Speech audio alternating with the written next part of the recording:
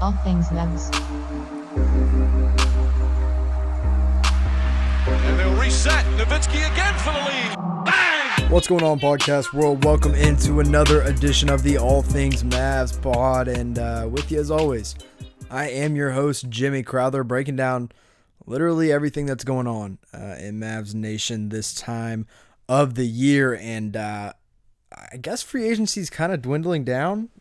You know, the market's dried up. There's not really any big name players available. We can kind of discuss that a little later. We'll see if we get to it depending on how much time we got. I don't want to overload you guys with hour plus long podcasts. Now, if something big happens, I'll happily talk for over an hour. But I want to keep these somewhat short, just so you guys can listen on your drive into work. Maybe you're working out. Maybe you're just sitting at home and just laying down listening to me talk to you about the Mavs. And if you're doing that, that's awesome. Reach out to me on Twitter. You guys know where to find me, All Things Mavs, or Twitter at Jimmy_Crowther. You can hit me up on YouTube if you're listening on there. And listen, if you're listening on YouTube, I really appreciate it because my channel's growing a lot, and I would really appreciate it if you like this video. If you're listening there, if you are listening on the All Things Mavs YouTube page, make sure you're subscribed and help me out. Also, if you're listening on the Anchor podcast, there's something where you can basically support the podcast by donating, as little or as much money as you want per month. Don't expect anybody to do that, but if you're feeling generous, let me know. And if you do that, I will shout you out on Twitter and on YouTube and on my next podcast. So let me know if you do that. If not, I don't really care. Just keep listening because I just like talking to you guys about basketball. So right now, what's going on? In the NBA, there's a ton. Like, Kawhi Leonard's a Clipper. Like, last time I talked to you guys, Kawhi Leonard was not a member of the Los Angeles Clippers. He was still a free agent. We had no idea where he was going, but now he's part of the Clippers. But you guys have heard enough about that. You kind of know how that all relates back to the Mavs. But I want to start out with some Summer League talk because Summer League's going. I absolutely love watching the Summer League. I know that's not everybody's thing, and I get that. I think there is a lot of reason not to really pay attention to it, especially if you're a Mavs fan and we didn't have a high draft pick or anything, and he's not playing in it. But I think, Summer League is something that can kind of give you a glimpse of what these future NBA players could be and what the Mavs could have on their hands if they struck gold or something like that. And I'll tell you another thing. I'm actually going out to Summer League this week. I'll be going Wednesday night through Sunday night, flying out to Vegas. If you're there, hit me up. Let's get a quick Mavs meetup. Just let me know, and we will make that happen. But Mavs have played 3 games. They were undefeated going into the 3rd game, so they won their first 2. And I was like, okay, this Summer League team is not bad, really well coached. And then they barely lost the 3rd game to the Kings. They surrendered a big 3rd quarter lead.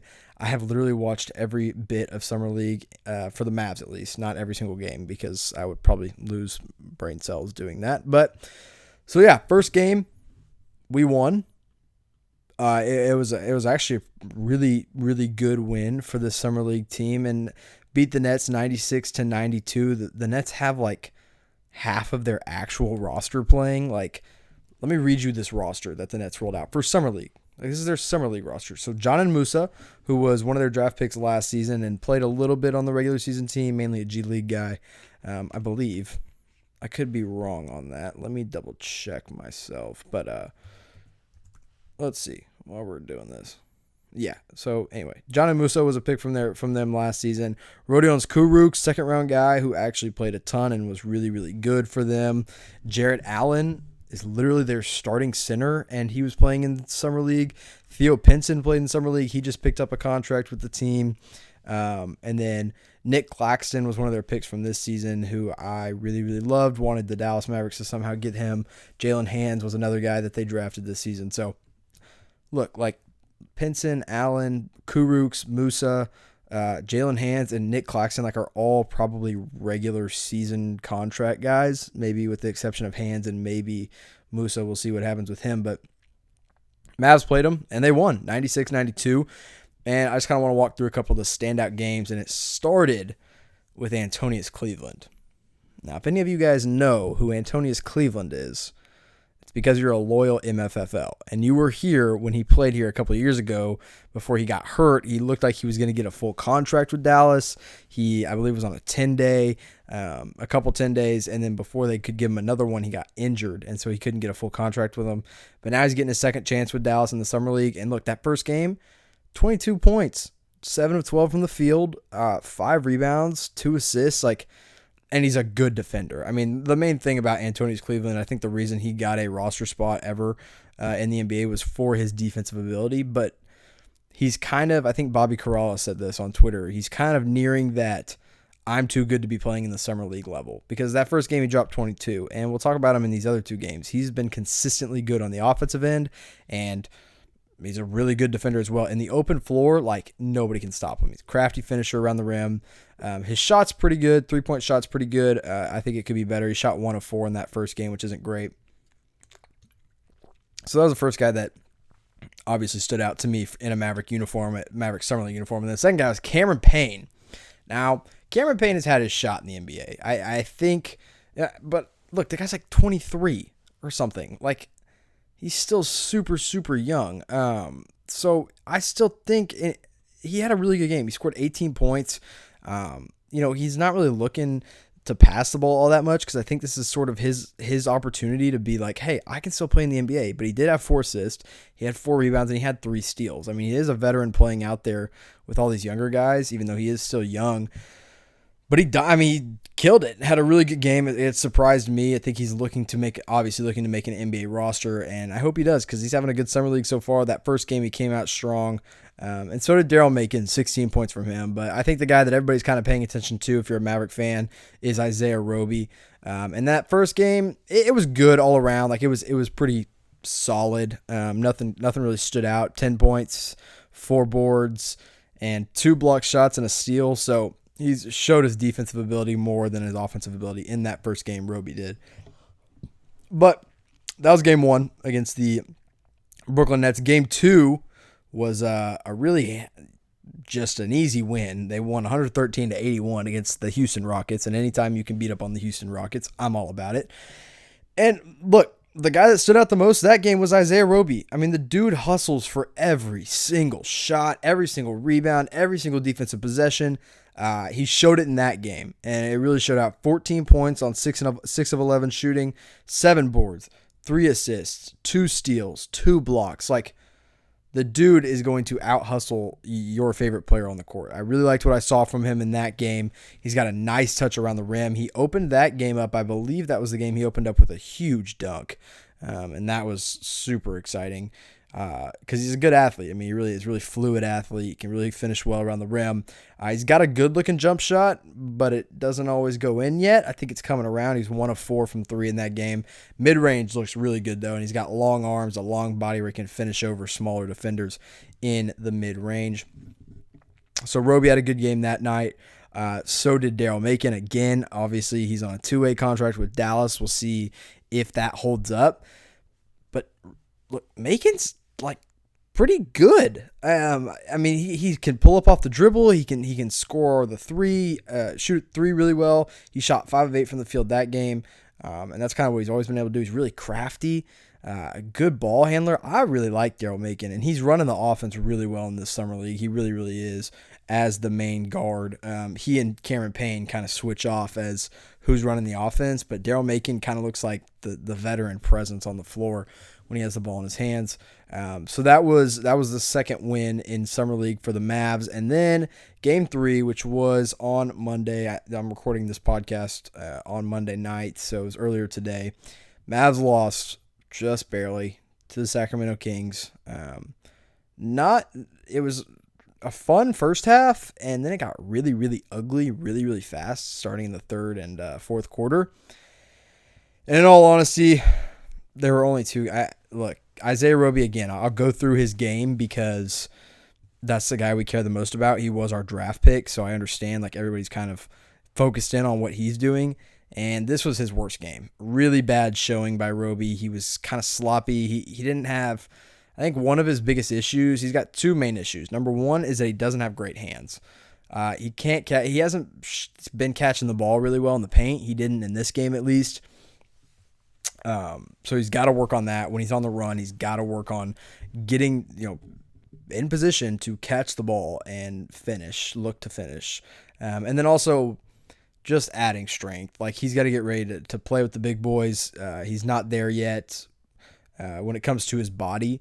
I think he is just being in the weight room is going to be big for him. Being in an NBA weight room is going to be huge for him.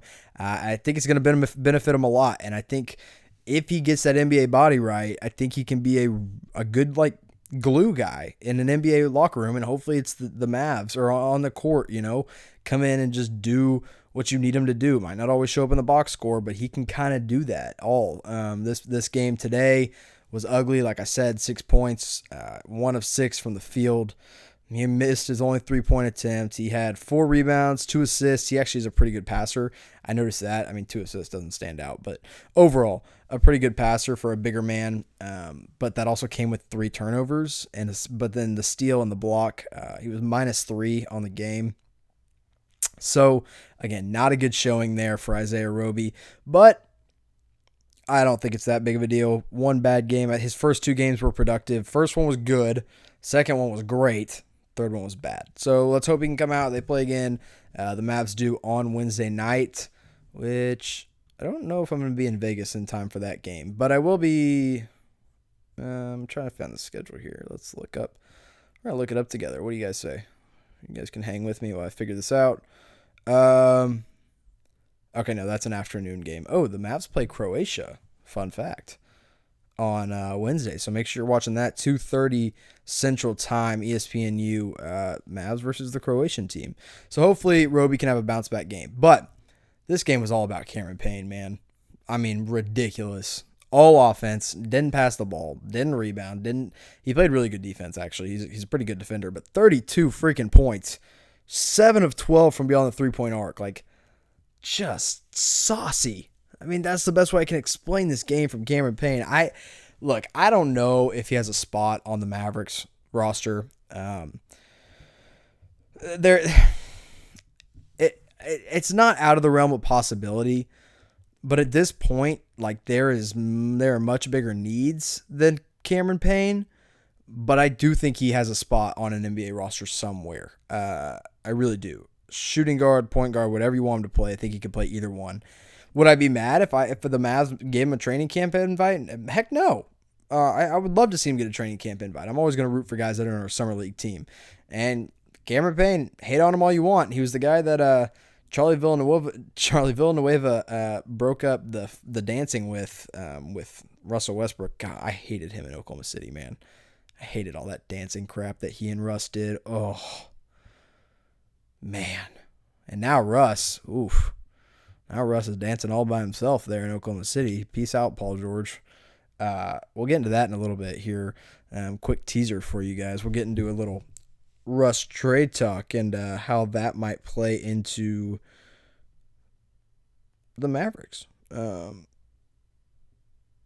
Sorry, got a ESPN Twitter notification. I'll keep you updated. If we get any kind of breaking news on the podcast, we're gonna stop everything and just talk about that. But back to the Summer League. Cameron Payne, 32 points, 7 of 12 from shooting. But the guy that excited me even more than Cameron Payne was Josh Reeves.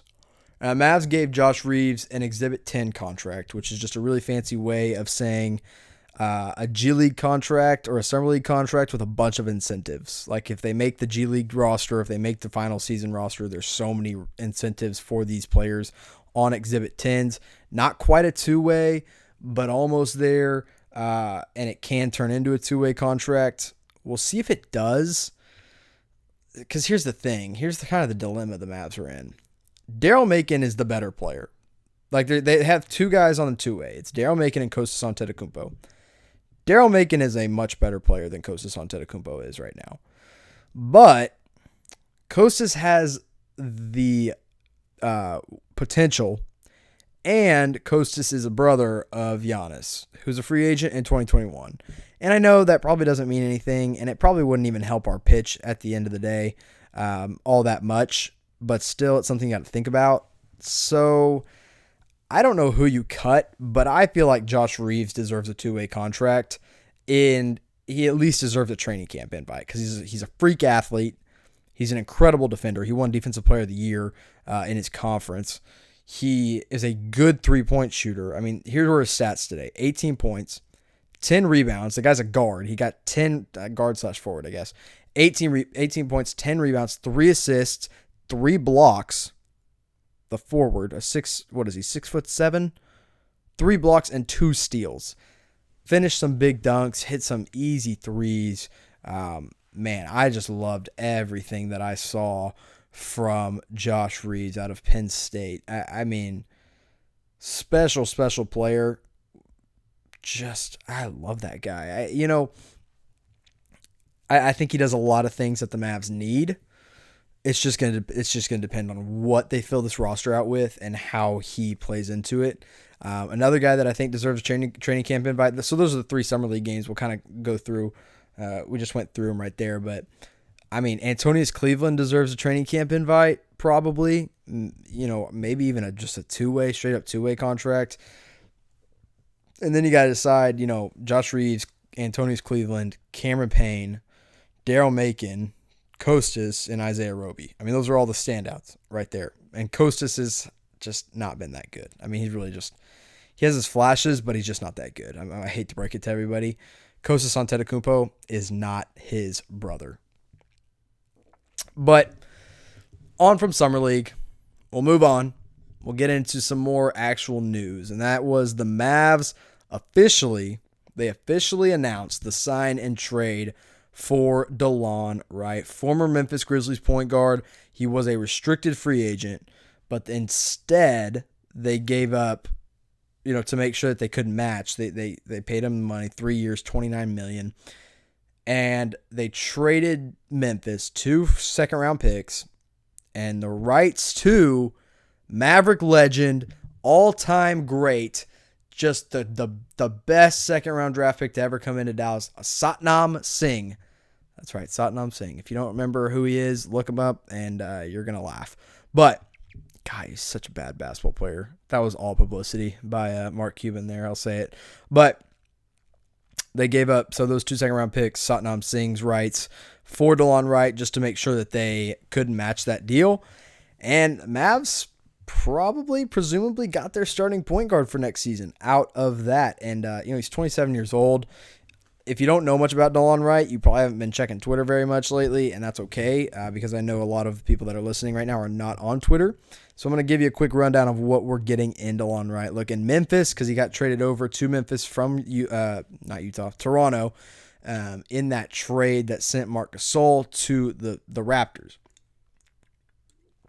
And he averaged, in his time with Memphis, which is where he had, he played more minutes than he did in Toronto, 12.2 points per game, 5.3 rebounds per game, 5.3 assists per game, 5.4 rebounds per game, and then 1.6 steals per game. He is a lanky defender, lanky guard who's a really, really good defender. 6'5". He is a taller point guard. He is not a good 3-point shooter. He just never really has been. I mean, he had his moments like let's see, we'll go through kind of his 3-point percentage and where it's gone and how it's kind of fluctuated. But look, 38.5% in his rookie year, but he only shot 0.5 per game. So, is that really saying much? 33% his second year in the league. Again, only shooting 1.1 per game. 36.6% is what he shot in his third year in the league. That was by far his best, and he was shooting 2.2 per game. And then it took a dip this last season where he shot a total of 29.8%. So not a 3-point shooter, but I think he could, if he gets open looks, I think he's going to knock him down. His synergy numbers are pretty good on the open look 3-point shots, and that's what we just need him to do because we're not going to ask him to go make a step back 3, go get a contested jump shot. What we signed Delon Wright in for, number one is defense. We needed a defensive guard next to Luka Doncic. That's what Delon Wright is. That's what he is known for. Number two, he's a secondary playmaker. He really is. He can get to the rim. He's a really adept at finishing around the rim. Whether it's a Euro step, he uses the Euro step a ton, which just makes him fit in with this all European roster the Mavs have going on. Wink, wink. And that's really important, that he can finish around the rim, get to the rim. He's bigger guard again, so he can play against those guys. He's got an okay mid-range game, but you don't really want him taking those. It's all about defense and rim finishing for Delon Wright. He's good in the open floor. He's a good passer. He's a good rebounder. He's kind of a triple-double threat. Like on a lot of nights, he might be a triple-double threat, depending on the minutes that he's getting. But in all reality, the best thing Delon Wright brings you is defense. And the worst thing, like if you want to look at the negatives, he's not a three-point shooter. That's just not what he is. But the Mavs aren't going to ask him to do that, I'll get into some potential starting lineups here in just a minute because I really wanted to go through those. I tweeted out a poll about potential starting lineups, and there was one really obvious answer that everybody kind of went with that included Delon Wright. But I think he's the starting point guard. I think it's safe to kind of pencil him in there. It just makes sense because why else would you give up second-round picks, even though I don't think they're going to be worth that much? I think they'll probably be the second-round picks that were included in the Isaiah Roby deal. I think I like it. I mean, look, if you're a casual basketball fan, that's fine, and you probably don't like this move that much because you don't know who Delon Wright is. I don't blame you. Like, he's not the big-name fish, It's one of those pickups where it's like, okay, let's wait and see what he does in Dallas. Because I think in this system, he's going to flourish. I think he's going to have a really good role. If I had to project his numbers, I think he'd be around 10, 5, and 5. 10 points, 5 rebounds, 5 assists per game. And I think they'd be really happy with that because then you have guys like Brunson off the bench if Delon Wright's starting. You have guys like J.J. Barea. If Delon Wright plays the 2 guard some nights, you got Curry, Hardaway, Courtney Lee maybe if they don't stretch and wave him, which, by the way, if they stretch and wave Courtney Lee, something's coming. Like there is a bigger deal coming because they have $14 million in cap space. They stretch and wave Lee. All of a sudden they'll get $22 million. That's when you should raise your eyebrows and start to ask around about what the Mavericks might be doing because that would be interesting. But anyway, I love the signing. I love the sign and trade. If you want an NBA player comp, somebody said it on Twitter, and I don't know if I'm buying it. Actually, I'm not buying it, but somebody said Delon Wright is just Lonzo Ball without LeVar Ball. And it's funny, and it made me chuckle, and it made me think about it, but it's a little off. Lonzo Ball he's better than Delon Wright. So, it is what it is, but here's what I really like about Dallas's offseason. Because in a bubble, if you look at just the 3 signings, if you look at, we got Boban Marjanovic, we got Seth Curry, we got Delon Wright. If you looked at that trio of signings plus bringing back everybody, you would say, wow, and let's just take the Mavericks name out of it and say that some team that's looking to make a push for the playoffs signed those 3 guys. You'd say, hey, that team had a pretty good offseason. But then you look at the fact that it's Dallas, and they had, this much cap space. I think that, they went in with a max slot, and they had the whole trade debacle with the Miami Heat.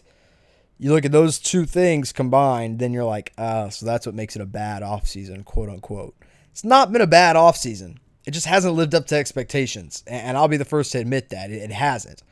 But they've salvaged it. I think the Mavs went from losers in free agency to respectable free agent players. Like players in free agency. I don't mean like respectable players. Like they signed respectable players. I think they signed good players. But their free agency has become respectable. And if anyone tells you differently, then I just don't think they're paying attention to what Dallas needs. Because, look, did we need a 3-and-D type player? Yes, that's why we wanted Danny Green. But you got the 3 in Seth Curry, and you get the defense in Delon Wright. So if you could combine the 2 players, it'd be perfect. I think Isaac and Nick Angstead said that on the Locked On Mavericks podcast. If you could combine them, they'd be the ideal fit. But look, you get the 3-point shooting in Seth, and he's not a bad defender. And you get Delon Wright, who's a really good defender and can potentially be a good 3-point shooter again, but he's not yet. So, and then Boban, potentially your backup center, potentially your third string kind of guy who gets those spot minutes when needed. But we'll see. So that's the trade, sign and trade for Delon Wright. I think he's Dallas' next starting point guard. He is going to wear number 55, which I tweeted out. I tweeted it out on All Things Mavs. He will be, I believe, the 6th Maverick in Dallas history to wear number 55. And I just hit 12,000 followers on Twitter. You guys are great. Thanks. Shout out to you. 5 other players have worn 55 in Dallas. John Shasky in 1991. Mike, I'm going to butcher this last name, Iuzzolino in 1992. Now, those were both before my time. So if I don't know them, don't get on my case about it. They were way before my time. I was born in 97, so chill out. Juwan Howard in 2008. I remember thinking Juwan Howard was going to be so good for us for some reason because I was like, however old I was then, I was like, dang, Juwan Howard, he's a baller, right? Nope, not 2008, Juwan Howard Jimmy. 2015, Bernard James. If you remember Sarge, you are a real one. He came to the Mavs in that draft. He was like the oldest rookie of all time, and he wore number 5. And then he left, or he got cut. He came back, and when he came back, he wore 55. So he wore that in 2015. And then Pierre Jackson in 2017. Happy God, I think was what they called him. And it was like #Don'tSleep. But he never really made a difference. I was always cheering for him. He's the little guy. I liked Pierre Jackson out of Baylor. But never really made a run in the NBA. I think he's doing really well in the whatchamacallit league. The Drew League? I think that's what it's called, yeah. Also, people keep tweeting at me that the Mavs are about to have a number 77 and a number 55 on the court. I would like to know what the highest, what the biggest sum of player numbers in a starting lineup is. Because 55 plus 77 and then, add everybody else's numbers together, that's kind of hard to beat. So if anybody wants to do some math there and figure it out, tweet it at me, and we'll talk about that. But now, I want to get a little bit more into what some starting lineups, the depth could look like in Dallas, and then maybe talk about trade targets. I might actually save that, depending on how long this starting lineup kind of bit goes. But, look, the first one that kind of came to mind that became obvious was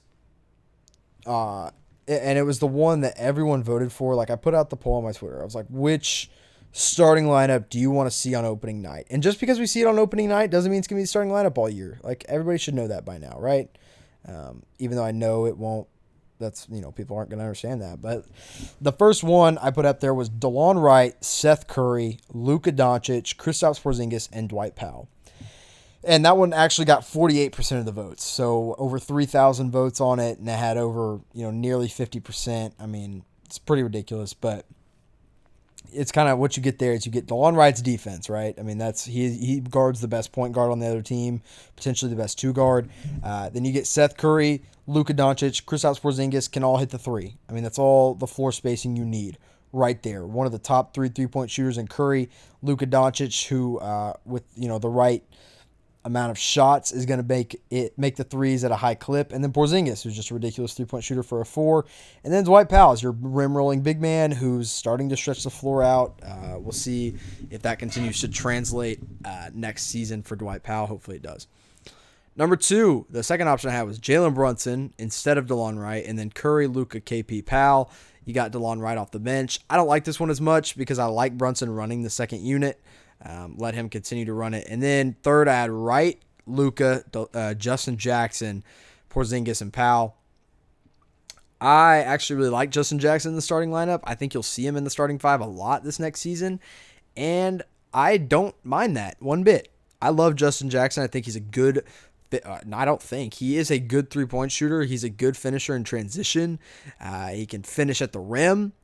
And he's a good defender as well. I really, really like Justin Jackson. I like that we got him in that deal. So for Harrison Barnes. And he's a cheap contract as well.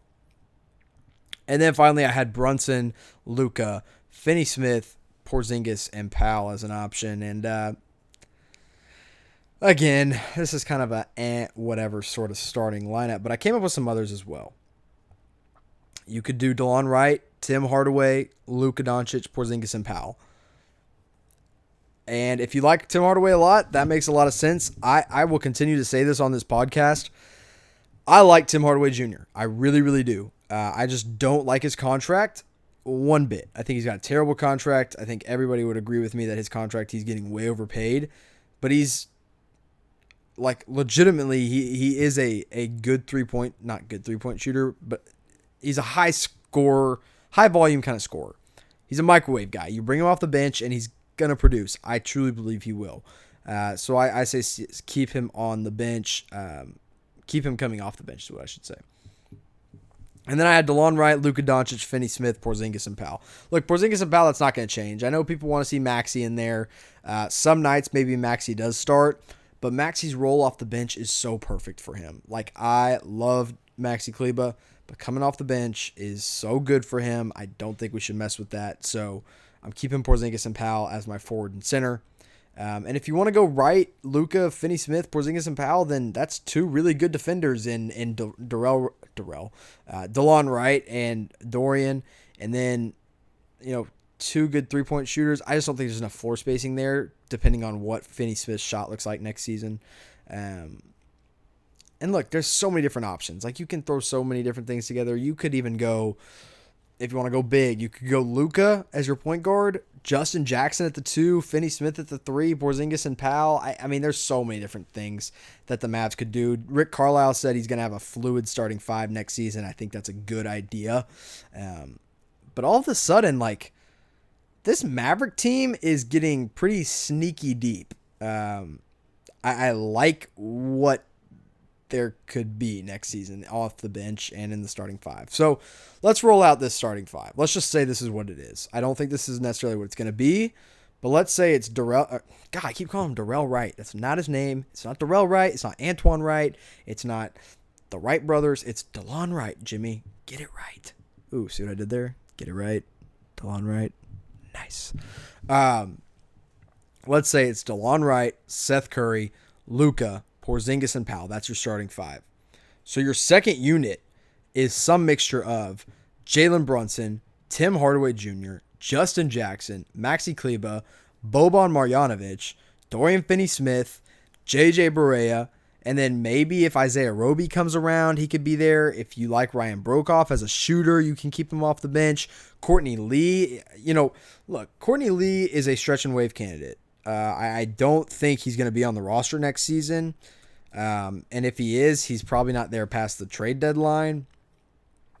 But if he is, I mean, let's just say Courtney Lee is on the roster. I don't think there's really that big of a likelihood that he plays a significant part in Dallas's playoff push next year.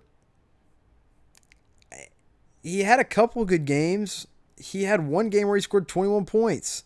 That was the only game he played more than 20 minutes in a Dallas uniform. He played 30 minutes. He scored 21 points.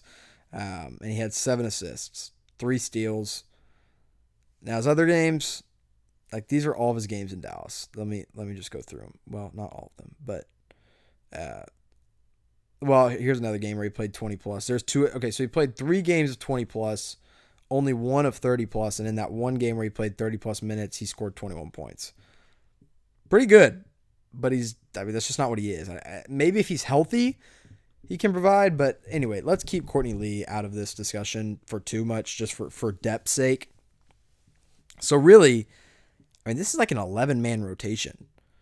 The starting 5, Delon Wright, Seth Curry, Luka, Porzingis, and Powell.